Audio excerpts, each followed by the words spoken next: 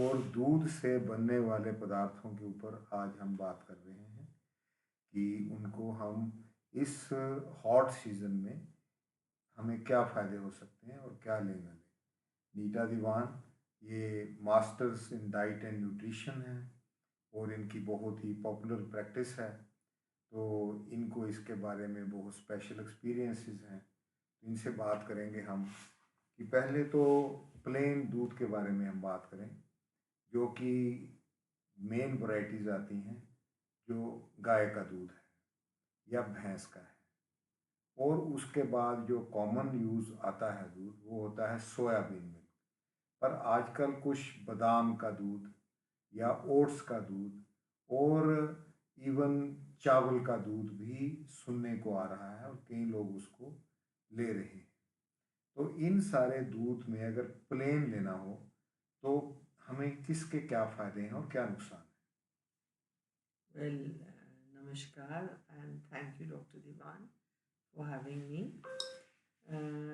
तो जैसे हमें पता है कि दूध जो है हमारा एक कहते हैं ना पंच अमृत है। उसमें सब प्रोटीन है, फैट है, कार्बोहाइड्रेट है और वो एक कंप्लीट फूड माना जाता है।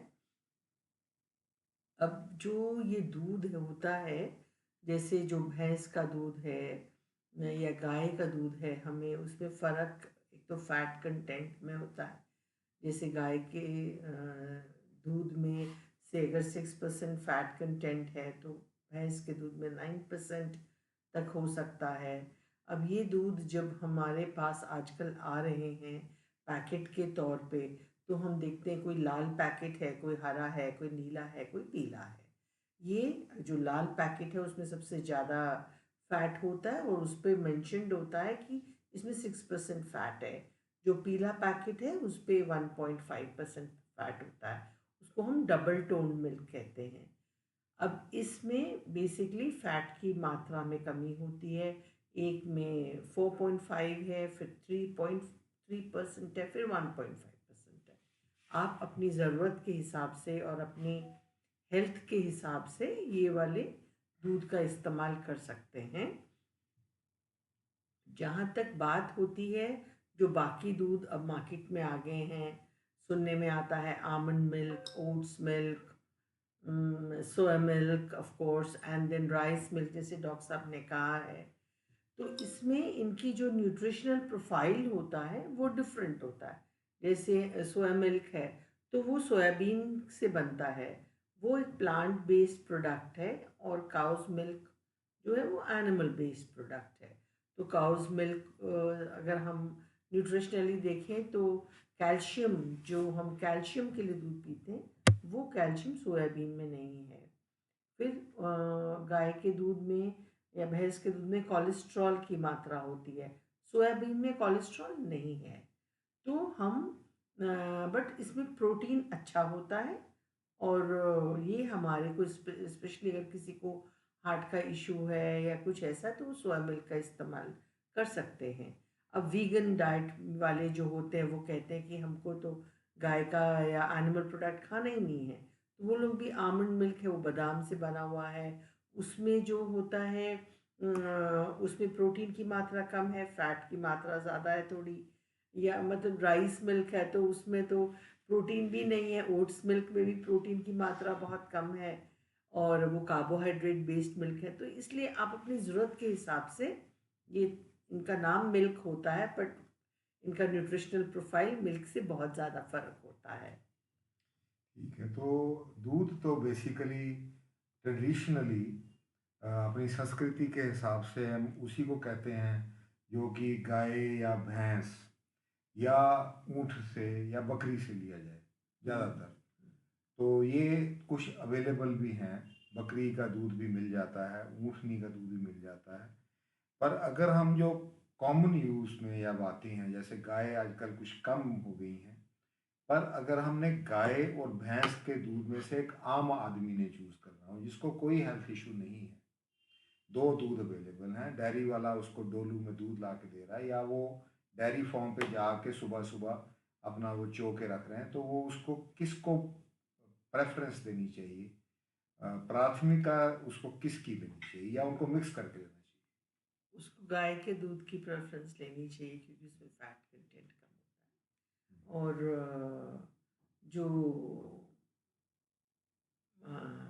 जो आजकल जो दूध से लोग इसलिए परहेज़ कर रहे हैं कि गाय या भैंस को टीका लगाया जाता है और वो हार्मोन्स जो होते हैं वो हमारे अंदर आ जाते हैं और हमारे शरीर को नुकसान देते हैं। इसलिए लोग अपना मुँह मोड़ रहे हैं गाय और भैंस के दूध से बेसिकली। हाँ, तो आपका यही कहना है मतलब कि जो गाय के दूध को हम प्रेफ़रेंस दें, क्योंकि जो लोग प्रेफ़रेंस देंगे वो डिमांड करेंगे और डिमांड जाएगी डेयरी वालों के पास जाएगी, तो वो कहेंगे हमें गाय का दूध चाहिए, तो वो गाय रखेंगे बाद में और उनको कहेंगे देखो जी हमने ये गाय रखी है, ये दूध वो शायद थोड़ा पीला ज़्यादा होता है भैंस के दूध से। हाँ पर जी। गाय शायद दूध कम टाइम दूध देती हैं और कम दूध देती हैं। वैसे 12 महीने देती रहती हैं, वो 9 महीने या 8 महीने देती हैं, तो उसकी थोड़ी बट उसको शायद सस्ता मिलता है भैंस के दूध से गाय ये मुझे पॉइंट का पता दूध। ये नहीं पता नहीं है। है। चलो जो भी है, तो एक नॉर्मल आदमी को जो दूध लेना है, अब एक हम बात करते हैं नॉर्मल अडल्ट को, जैसे एक 13 साल का बच्चे से अबव हो गया या और फिर वो सीनियर सिटीजन चलो नहीं हुआ है अभी, उनकी बात हम अलग करेंगे, चलो 65-70 साल तक या 60 साल तक, तो उसको मतलब कि दूध जैसे वो हम प्लेन दूध की बात कर रहे हैं, तो एक नॉर्मल वेट के जिसको और कोई बीमारी नहीं है, तो उसको दिन में कितना एवरेज दूध कंज्यूम जरूर करना चाहिए? करीबन 750 ml। 750 ml तकरीबन मतलब कि पौना लीटर दूध। यानी उसमें उसकी दूध आएगी, पनीर आएगी या दही आएगी, तो वो मात्रा में वो उन सब चीज़ों को ले सकते हैं। तो आज जैसे कि हमारा आज टॉपिक है ख़ास तौर पे गर्मियों में दूध और दूध के पदार्थों का सेवन। तो उसमें जैसे ठंडा दूध आप लेते हैं, सर्दी में आप गरम गरम दूध की कॉफ़ी चाय या दूध की चुस्कियाँ लेते हैं, आपको अच्छा लगता है और गर्मियों में नेचुरली हम बॉडी को ठंडा करना चाहते हैं, ठंडा दूध लें। तो उस ठंडे दूध में पुराने हम लोग बहुत पीते थे, आजकल कुछ कम हो गया ये रिवाज।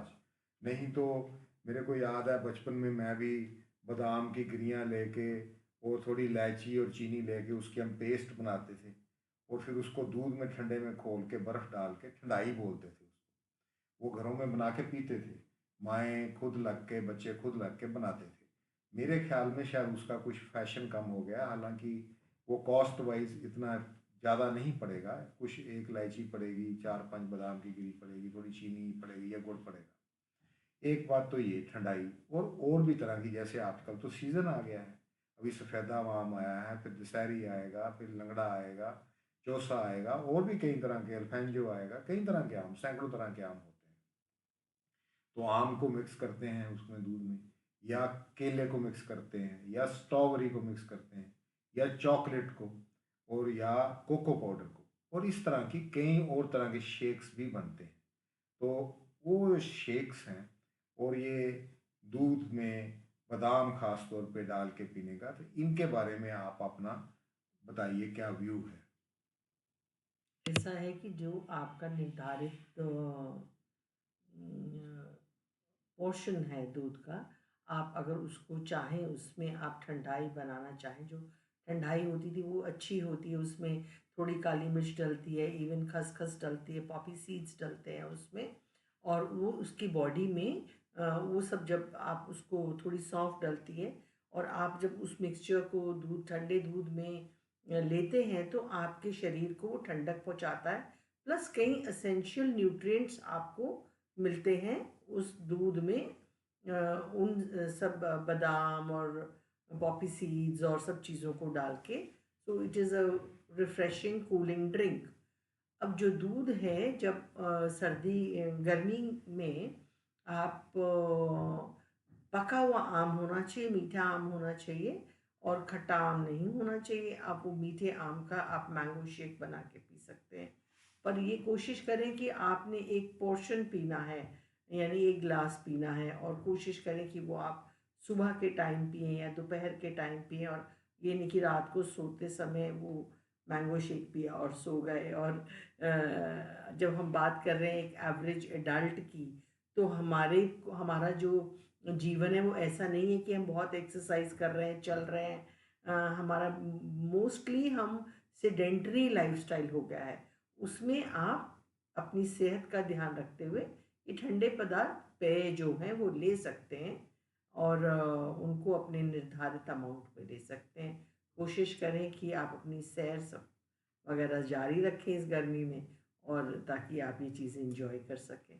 तो आपकी इस बात से जो मैंने निष्कर्ष निकाले हैं, एक तो ये कि दूध एक व्हीकल की तरह काम कर सकता है, जिसमें आप अगर बादाम या आपने मसालों की बात करी, सौंफ की, काली मिर्च की, और दालचीनी, इलायची और बादाम जैसे हो गया, और ये ठंडाई जिसको हमारी ट्रेडिशनल जो चीज़ है, और जैसे हमारे फल हैं जो, जैसे कि केला, आम, स्ट्रॉबेरी, सेब, और ये चीज़ें डालने से इनमें विटामिन, मिनरल्स, रफेज, जिससे कि हमें की कब्ज नहीं होगी, और हमें फाइटोन्यूट्रिएंट्स और माइक्रो न्यूट्रिएंट्स जैसे जिंक, कॉपर, आयरन, ये चीज़ें भी ऐड हो जाएंगी उसमें, जो कि शायद दूध में कुछ चीज़ें ज़्यादा होती हैं और कुछ चीज़ें कम होती हैं। तो ऐसी कौन सी चीज़ें दूध जैसे में दूध में जी। विटामिन सी नहीं है, और उसमें आयरन नहीं होता है। जब आप आम डालते हैं उसमें जो है बीटा कैरोटीन होता है, उसमें विटामिन सी होता है। तो ये आपके शरीर को के लिए अच्छा हो जाता है, उसमें ये चीज़ें आपको मिल जाती हैं। तो आप कोशिश करें कि आप इसको एज अ मील रिप्लेसमेंट भी ले सकते हैं। जैसे आप ब्रेकफास्ट में मैंगो शेक को, ब्रेकफास्ट की जगह मैंगो शेक ले लीजिए, so that will become your meal replacement, और वो आपका वज़न भी नहीं बढ़ाता है। अच्छा, सच एक चीज़ और, ये प्लेन मिल्क की ही बात हो रही है, आजकल बड़ा फैशन है सब तरह के बीज खाने का। कद्दू के बीज, एक चिया सीड्स, इतना कितने सारे सीड्स हैं, उनको भी हम किस किस सीड्स को हम क्रश करके दूध में डाल सकते हैं, और उनके क्या फ़ायदे हैं? ये तो हर बीज का, जैसे चिया सीड्स है, वो ये एक होते क्या हैं प्रोटीन, चिया सीड्स? उसमें प्रोटीन कंटेंट हम्म। चिया सीड्स में काफ़ी अच्छा होता है। तो अगर आप जैसे ओट्स हैं और चिया सीड्स हैं, और कोई फल लेकर उसको रात को दूध में डाल के और अपना फ्रिज में रख देते हैं, ओवरनाइट ओट्स जिसको हम कहते हैं, उसमें आपका पम्पकिन सीड्स और सनफ्लावर सीड्स वो सब डाल देते हैं थोड़ा थोड़ा, और तो वो आपकी हेल्थ के लिए अच्छा है। वो एक protein packed, cooling, energetic breakfast आपको मिल जाता है, और आपकी गट हेल्थ के लिए भी अच्छा है। आपको भारी भी नहीं लगता है। जैसे सुबह गर्मियों में सुबह सुबह पराठे खाना एक थोड़ा सा हैवीनेस हो जाती है शरीर में, क्योंकि ये सीज़न ऐसा है कि हमें इजीली डाइजेस्टेबल और लाइट मील्स खाने चाहिए। तो उनमें आप इनका सेवन कर सकते हैं। ये सारे जो सीड्स हैं, हर सीड का अपना वो है। जैसे अगर हम फ्लैक्स सीड लेते हैं तो उसमें ओमेगा 3 एसिड अच्छा है। अगर हम चिया सीड लेते हैं तो उसमें प्रोटीन अच्छा है। तो ये हर सीड का अपना अलग प्रोफाइल है न्यूट्रिशनल, उसका आप यानी यूज़ कि कर सकते ये हैं। पंपकिन यानी कद्दू के सीड, और ये सनफ्लावर, सूरजमुखी बोल के जी। देखिए सनफ्लावर ऑयल भी मिलता है, क्योंकि उसमें तेल की मात्रा ज़्यादा होती है। तो प्लस इसमें विटामिन्स होते हैं और एंटीऑक्सीडेंट्स होते हैं। तो इनको आप छोड़ थोड़ी मात्रा में, जैसे एक छोटा चम्मच की तरह आप इसको पूरे दिन में हम बात करें तो उसमें आप यूज़ कर सकते हैं। नहीं ये, ये नहीं कि मुट्ठी भर भर के खा रहे हैं, तो फिर हाँ, तो नहीं नहीं, आपके वो लिए नहीं बात नुकसान ही है। होगा। मुट्ठी भर के नहीं खाना। ये बात ये है कि आपने कुछ नए आयाम इसमें ऐड कर दिए हैं। आपने ओट्स भी ऐड कर दिए। ओट्स को तो हॉर्स मील कहा जाता था ना, घोड़ों को खिलाते थे ये ओट्स को, यूरोप वगैरह में। तो इंडिया में क्या पुराने ज़माने में ओट्स खाते थे? ये ओट्स को मेरा ख्याल हिंदी में शायद जवी कहते हैं, और ये इस्तेमाल होती थी। और ओट्स इज़, इसमें एक जो कंपाउंड होता है, अब हम दूध से बहुत दूर चले जा रहे हैं। तो नहीं वो नहीं, ये दूध एक जो व्हीकल है है। वो कोलेस्ट्रॉल लोअरिंग उसमें हाँ। कंपाउंड होता है, जो आपको यूज़ कर सकते हैं। और आजकल ओट्स मिल्क भी मिलता है जिसमें कि कार्बोहाइड्रेट ही है, उसमें प्रोटीन खास नहीं है, बट वो भी लोग यूज़ कर रहे हैं जो वीगन्स हैं। नहीं नहीं ठीक है, देखो जभी तो एक चारा भी है हुँ, जानवरों का। तो वो हॉर्स मैंने वाला भी हो गया ना। मैं भी जाना था। तो ऐसे ही है, कहते हैं कि जो which is good for animals, जो जानवरों के लिए अच्छा है, हुँ, वो भोजन ज़्यादा अच्छा है इंसानों के लिए। हुँ, तो ये चीज़ हमने दूध का इसलिए इसमें चीज़ें ये ऐड हो गई, क्योंकि ये दूध की प्रॉपर्टीज़ को, उसकी जो अच्छे लाभ हैं, ये एक व्हीकल होगा। रेलगाड़ी अकेली चले, उसमें मुसाफिर अगर जाएंगे, तो ये उसके साथ दूध में आपको मुसाफिर आप ऐड कर सकते हो उसमें। ये हुँ। ओट्स, कद्दू के बीज, सूरजमुखी, चिया सीड्स, फ्लैक्स सीड्स और ये फ्रूट्स, और इनसे मेरे ख्याल में जैसे आप कहते हैं एंटीऑक्सीडेंट, उससे तो कैंसर भी कम होता है, हार्ट डिजीज़ भी कम होती है, और आपने कहा कि ये कोलेस्ट्रॉल को भी न्यूट्रलाइज करेंगे। तो दूध का जो एक ज़्यादा लेने का नुकसान होता है कि उसमें फैट होता है, तो उसको भी कुछ हद तक न्यूट्रलाइज करेंगे क्या? दूध में जो फैट है उसको न्यूट्रलाइज तो नहीं करेंगे, वो तो दूध में जो फैट है आप उसकी मलाई हटा देते हैं। उसकी जैसे जितनी आप उसमें से फैट निकालते जाते हैं उसका फैट परसेंटेज कम होता जाता है। अगर आपकी एज ज़्यादा है तो आपको कोशिश करनी चाहिए कि आप वो दूध लें जिनमें 1.5% फैट है सिर्फ। नहीं तो हम फैट को न्यूट्रलाइज तो नहीं करते, बट जैसे कि फैट को आप रिप्लेस कर सकते हैं, आप उसको निकाल सकते हैं, ठीक बट है, यू कांट। नहीं नहीं फैट फैट को निकाल सकते हैं, ठीक, वो हाँ, बात नहीं है। फैट तो जैसे अब फैट पे ही आ जाए, दूध, क्योंकि दूध में फैट तो एक इम्पॉर्टेंट कॉन्स्टिट्यूएंट है। और काफ़ी लोग कहते हैं आजकल जो देसी घी, जो कि देसी घी तो प्लांट बेस्ड नहीं है, वो तो एनिमल बेस्ड है। वो तो जैसे गाय और भैंस के दूध या ऊँट के दूध या बकरी के दूध से मिलेगा हमें। तो लोग कहते हैं रोज़ एक चम्मच मतलब कि देसी घी खाना ज़्यादा अच्छा होता है, बजाय कि आपकी किसी नेचुरली डालडा वगैरह जो कार्बोनेटेड ऑयल होते हैं, वो तो अच्छे नहीं है हेल्थ के लिए। सैचुरेटेड जो फैट होते हैं जिसमें जमे होते हैं, जो पिघले होते हैं, जैसे सोयाबीन आपने तेल बताया या किनोला का हो गया, तो वो तेल भी वेजिटेबल के हैं।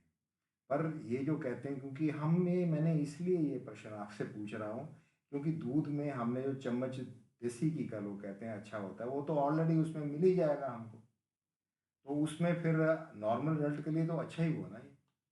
जब हम एक चम्मच देसी घी ले रहे हैं तो हमारी वो गट हेल्थ के लिए अच्छा है, और हमारे जो ग्रीस होती है जॉइंट्स में उसके लिए अच्छा है। और तो हमें पता है कि हम ये एक चम्मच देसी घी ले रहे हैं ना, उसकी मात्रा हमने देख ली। और हम अगर हम अ, वो 9% वाला या 6% वाला दूध लेते हैं तो उसमें हमें माप नहीं सकते हैं आप कि कितना आपके अंदर घी चला गया है। और जैसे जैसे हमारे, अगर आपका कोलेस्ट्रॉल प्रोफाइल अच्छा नहीं है, आपके एलडीएल बढ़ा हुआ है, कोलेस्ट्रॉल बढ़ा हुआ है, तब तो आपको हरगिज़ भी वो अवॉइड करना चाहिए और घी भी सब छोड़ देना चाहिए। नहीं नहीं वो ठीक है, हम मतलब कि नॉर्मल रेट के ले रहे हैं। मतलब मेरा ये कहने का था, आप आपसे पूछने का, कि आपने कहा 750 ml तक दूध ले सकते हैं। जो आदमी 750 ml या आधा लीटर, 500 ml भी, या 300 ml, या जो अफोर्ड कर सकता है या नहीं कर सकता, दूध पसंद है नहीं पसंद है उसको, पाइया भी लेता है, तो उसको साथ में फिर देसी घी का चम्मच भी, छोटा चम्मच लेना चाहिए कि नहीं लेना चाहिए, इनफ हो गया उसके लिए? ये इंडिविजुअल पर डिपेंड करेगा कि हम्म, उसका क्या प्रोफाइल है, उसका लाइफ का हेल्थ गोल क्या है, उसके ऊपर हम देख के डिसाइड कर सकते हैं। ठीक है, मतलब कि इंडिविजुअलाइज टेलर मेड होगा। अब आ गई बात, मतलब कि ये दूध प्लेन की बात हो गई, और उनमें फ्रूट्स वगैरह और सीड्स वगैरह जो डाले जाते हैं। अब जो दूध की एक हमारी कॉमन चीज़ है, हिंदुस्तान में हम दही इसको बनाते हैं। तो एक हम दही कर्ड कहते हैं। एक बाज़ार से जब मिलता है हमें वो, किसी का कंपनी का, वेरका का पंजाब में कहीं पे, किसी का कहीं पे, किसी का अमूल का, नेस्ले का, अलग अलग कंपनियों का, उसको योगर्ट कहते हैं। तो दही हम घर में बनाते हैं। एक तो मैं जानना चाहूँगा कि दही हमारे को, जैसे दूध आपने कहा अभी 700 ml तक एक अडल्ट ले सकता है डिफरेंट फॉर्म्स में, तो उसमें वो दही पनीर तो लोग रोज रोज नहीं खाते हैं, पर दही रोज खा सकते हैं। तो उसमें से कितना कैमल वो दही के फॉर्म में कंज्यूम करे, दही और योगर्ट में क्या फ़र्क होता है, और उसको घर में दही जमाना प्रेफर करना चाहिए या कि बाजार का योगर्ट बेटर लेना ऐसा है कि जो दही है उसमें हम एक जाग डालते हैं, जब हम दही बनाते हैं तो उसमें हम एक चम्मच दही ही डाल देते हैं, तो वो लैक्टोबैसिलस का, तो वो उसमें मल्टीप्लाई कर जाता है रात को, और जो दही होता है वो थोड़ा हल्का ढीला होता है, और वो हमारी गट के लिए, हमारे पाचन शक्ति के लिए बहुत ज़्यादा अच्छा है। और हम उसको ज़रूर दिन में 1 कटोरी तक, 2 कटोरी, जो हमारे शरीर के ऊपर डिपेंड है, हमारी पसंद के ऊपर डिपेंड है, वो हम खाएं।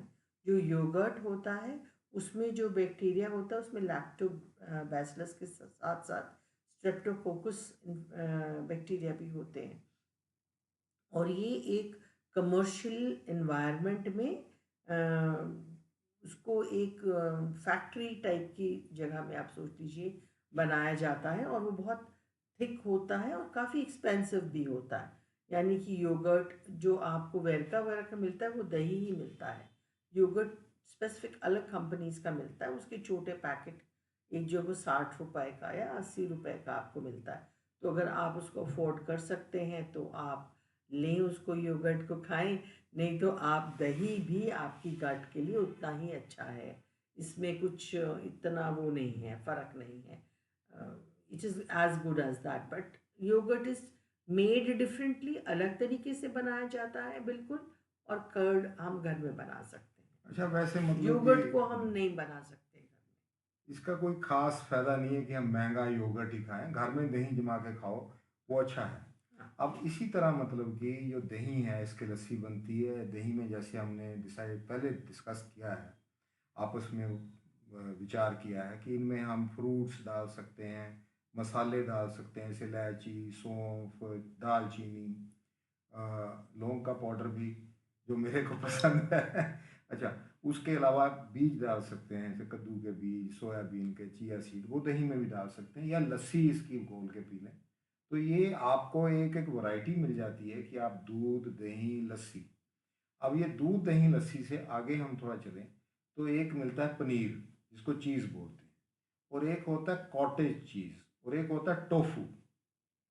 तो ये टोफू, कॉटेज चीज़ और चीज़, जो चीज़ है मतलब कि जिसको हम घर में बनाते हैं, जैसे कि बचपन से मैं भी बनाता रहा माँ के साथ। तो दूध को उबालते थे, जब वो उबाला आता था उसमें नींबू डालते थे छान के, बीज ना गिरे, या सिरका डाल देते थे, वो फट जाता था, उसका पानी अलग निकल आता था। उस पानी से हम उसको, पानी को भी भरते थे, उसमें रसदार कोई सब्जी, दाल या आलू बना लें, और पनीर को अलग से, उसकी पनीर को सब्जी में डाल लेना या भून के खा लेना, या उसकी छैना मुर्गी बनाते थे, उसको छैना मुर्गी कहते थे, उसके चाशनी में डाल के, चीनी में डाल के, यानी पनीर के आगे बहुत हैं। तो मेरा ये प्रश्न है कि ये थोड़ा इनलाइटन कीजिए कि ये जो है चीज़ और कॉटेज चीज़ और टोफू, इनमें क्या फ़र्क जो हम, आप पनीर की बात कर रहे हैं उसको हम है? कॉटेज चीज़ कहते हैं, वो घर में भी बना सकते हैं, और हम दूध को फाड़ के बनाते हैं उससे। जो चीज़ आपको बाज़ार में स्लाइसेस मिलते हैं, क्यूब्स मिलते हैं, और बहुत ज़्यादा वैरायटी है चीज़ की। अब दूध, पनीर तो आपने झट से फाड़ लिया जब आपको चाहिए। ये जो चीज़ है, ये हफ्तों, महीनों और सालों तक कंट्रोल्ड कंडीशंस में इसको बनाया जाता है, और इसका फ्लेवर बहुत स्ट्रॉन्ग होता है, और इसका एक प्रोसेस होता है बनाने का। तो और जो टोफू है वो सोयाबीन का प्रोडक्ट है, सोया पनीर कहते हैं हम उसको। तो उसका न्यूट्रिशनल प्रोफाइल तो बिल्कुल ही डिफरेंट है, जैसे सोया मिल्क का डिफरेंट है, तो सोया पनीर का भी या टोफू का भी डिफरेंट न्यूट्रिशनल प्रोफाइल है, बट वो हेल्थ के लिए, आपके लिए बहुत अच्छा है। चीज़ आप, बहुत हाई फैट होता है उसमें, तो आप उसको कंट्रोल्ड वे में खा सकते हैं। और जो आपने पनीर बनाया या कॉटेज चीज़ घर का है, उसको अगर आप टोन्ड मिल्क से बनाते हैं तो उसमें ऑब्वियसली फ़ैट की मात्रा कम हो जाती है, but cheese is very high in fat. अच्छा ठीक है, तो कॉटेज का मतलब है झोंपड़ी। जो अपनी झोंपड़ी में बनाया है वो पनीर अच्छा है। अच्छा है। जो बाहर जो बनाते हैं मतलब कि ये महीने महीने उसको कुछ कुछ करते रहते हैं, हाँ जी, तो हाँ उससे जी। न्यूट्रिशन नहीं खत्म हो जाती इसकी। ये एक सेट प्रोसीजर होता है और उसमें मेरा ये ख्याल ये बनाते कंट्री हैं। जैसे हॉलैंड वगैरह में जो कि काफ़ी मिल्क प्रोडक्ट्स बनाती हैं कंपनी जो सारी हम्म, दुनिया को भेजती हैं, हम्म। वहाँ पे ये काफ़ी बनाते हैं इनकी हाँ, इनकी घरों फैक्ट्री घरों में, घरों में होता है, ये और ये चीज़ बेचते हैं, बनाते एक्सपोर्ट करते हैं। हैं। हाँ जी। तो लोग क्यों फिर ये इसको खाते हैं, इसको वो भी ऐसे ही घर में क्यों नहीं बना लेते? वेल जैसे ये तो इटालियन क्यूजीन का पार्ट है। पिज़्ज़ाज बन रहे हैं और आप पास्ताज बना रहे हो, या आप वो लोग चीज़ का इस्तेमाल बहुत ज़्यादा अच्छा, करते ये हैं। च्यू गम की तरह होता है, बड़ा इलास्टिक सा होता है थोड़ा, हाँ। या तो ये मतलब उनकी कल्चर है, ये इंडिया में ज़्यादा नहीं होता था।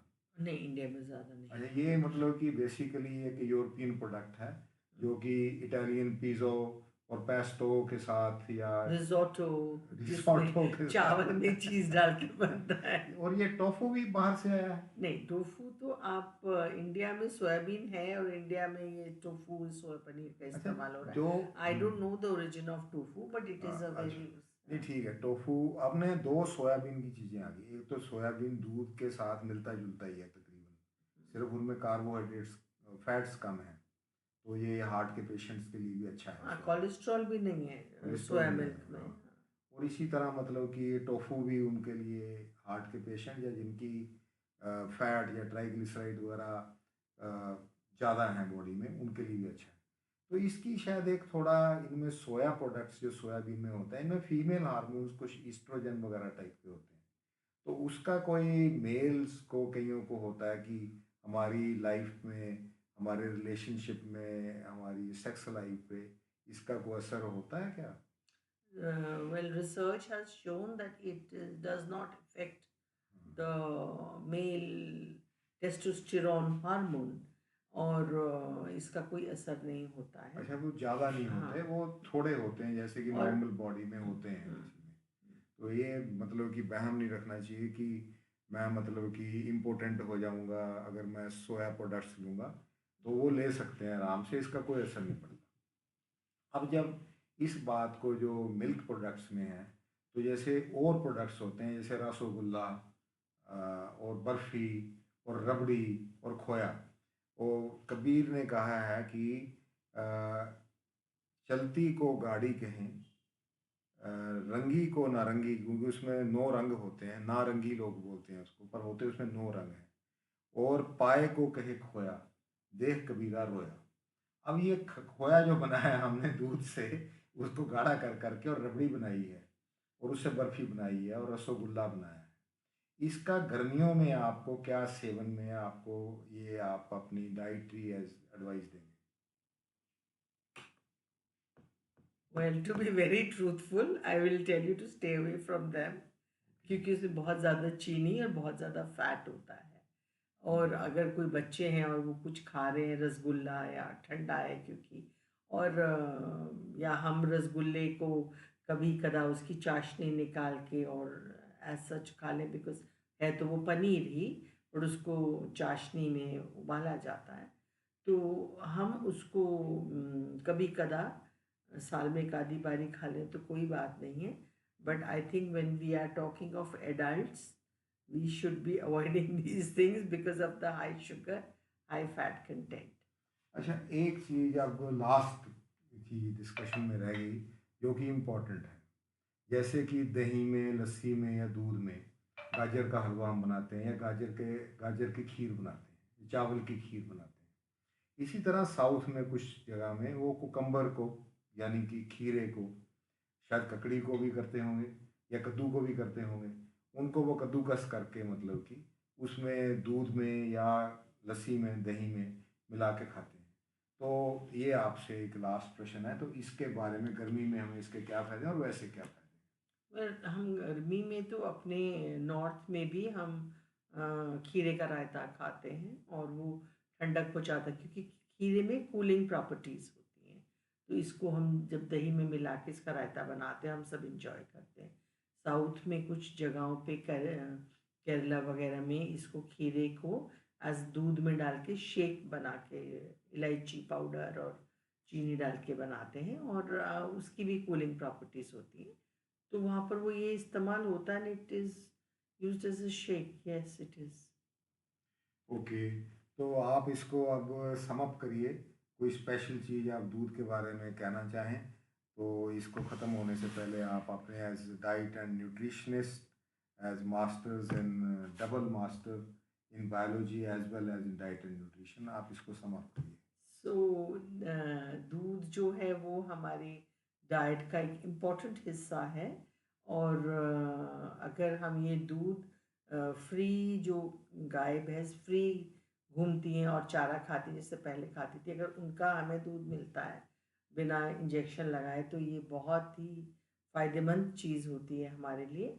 और अगर ये आपको हज़म हो रहा है तो आप इसका सेवन ज़रूर करें, और क्योंकि हमारे लिए ये एक कंप्लीट मील का काम करता है। और इसको अगर आपको हज़म करने में कुछ प्रॉब्लम है तो आप इसका दही बना के खा सकते हैं। उससे क्या होता है कि जो वो लैक्टोज़, जो प्रोटीन आप डाइजेस्ट नहीं कर सकते, उसकी लैक्टिक एसिड बन जाती है, तो वो आप डाइजेस्ट कर सकते हैं। सो आप कोशिश करें कि आप, it's a rich source of calcium also, तो ये आपको फ़ायदा दे सकता है अगर आपको कोई भी और इशू नहीं है तो।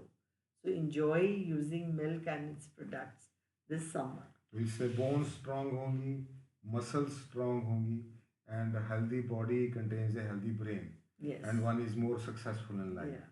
और इसमें ये भी आपने एक नई बात और कही कि जो गाय भैंसे खुले में रहती हैं, तो ये हम मतलब कि एक गवर्नमेंट से रिक्वेस्ट कर सकते हैं कि कोई ऐसे सिस्टम लाएं जिसमें कि ऐसा ना हो कि एक छोटी जगह में ज़्यादा ज़्यादा पशुओं को, जहाँ वो बैठ ना सकें, खड़े ही रहें और घूमे फिरे नहीं, और चारा भी उनको नेचुरल ना मिले, उनको इंजेक्शन लगाए जाए, ऐसा नहीं होना चाहिए। या। इसमें मतलब कि एक कोई सिस्टम हो कि फार्म्स में जैसे खुले में गाय भैंसें रखी जाती हैं, बकरियां रखी जाती हैं, तो वो दूध सारी जनता को मुहैया हो, या। तो वो हमारे लिए अच्छा रहेगा। आपका definitely. Thank you very much thank for you for coming to having me. This discussion, and we will meet again on another topic.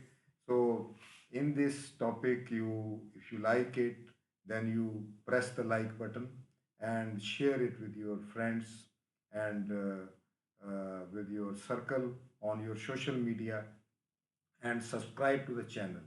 And अगर आपके मन में कोई प्रश्न है तो आप नीचे लिखिए, उनका हम इनसे रिक्वेस्ट करेंगे कि उनके आपके डेफिनेटली। प्रश्न का आंसर देंगे, क्योंकि दूध के और भी कई एस्पेक्ट्स हैं जो हमने डिस्कस नहीं करे, जैसे या। दूध से एलर्जी, दूध की इनटॉलरेंस, ऐसे लोगों को क्या करना चाहिए। तो हमें आप वो भी बताइए कि आप किन और टॉपिक पे बातें सुनना चाहेंगे।